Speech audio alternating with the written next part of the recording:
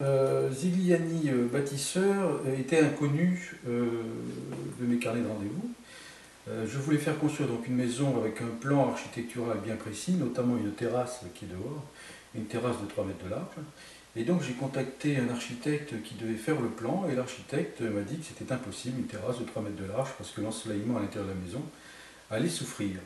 Donc nous sommes allés à la foire de Montpellier, nous avons rencontré plusieurs bâtisseurs, et là on s'est arrêté devant le stand Zigliani bâtisseur.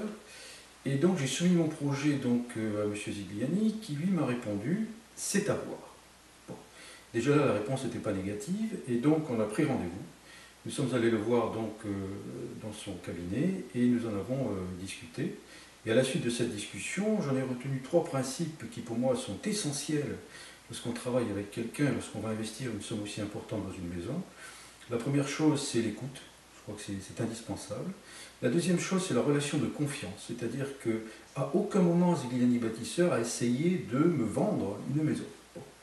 Et la troisième chose, c'est l'attente du client, dans le sens où c'est lui qui va dire ce qu'il veut en termes de construction et en termes d'aménagement intérieur et extérieur. Et donc Zigliani m'a proposé des plans. On a retenu avec mon épouse un plan qui nous semblait bien correspondre à notre idée de départ. Et ensuite, ce plan a été complètement modifié. Voilà. Donc ça, c'était le travail fait par Zigliani en amont.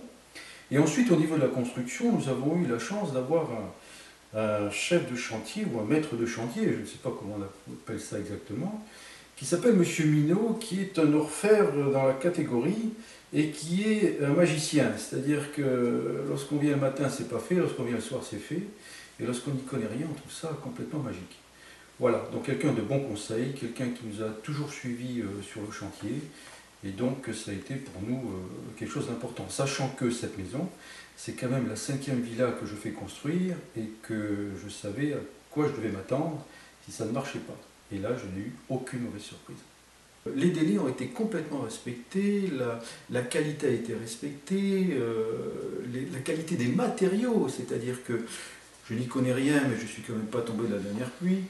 Donc il est facile de venir sur un chantier puis de voir les piles de parpaing alignées sur les palettes. Et lorsqu'on voit les piles de parpaing de sa maison et les piles de parpaing de la maison d'à côté, on se dit, bon, effectivement, il y a une qualité de parpaing qu'on ne trouve peut-être pas ailleurs. Voilà, donc tout ça fait, c'est un tout, c'est-à-dire il n'y a pas l'électricien, le plombier, le carreleur, etc. Tous ont été menés de main de maître par un chef d'orchestre qui est M. Minot, ont été largement compétents et on n'a aucune remarque sur quoi que ce soit. J'ai un ami qui est architecte, un ami d'enfance, hein, ça fait plus de 40 ans qu'on se connaît, qui venait avec moi sur le chantier, il ne m'a fait aucune remarque. Aujourd'hui, je conseille à des amis Zigliani bâtisseur, alors que bon, je veux dire, il y en a plein d'autres sur le marché.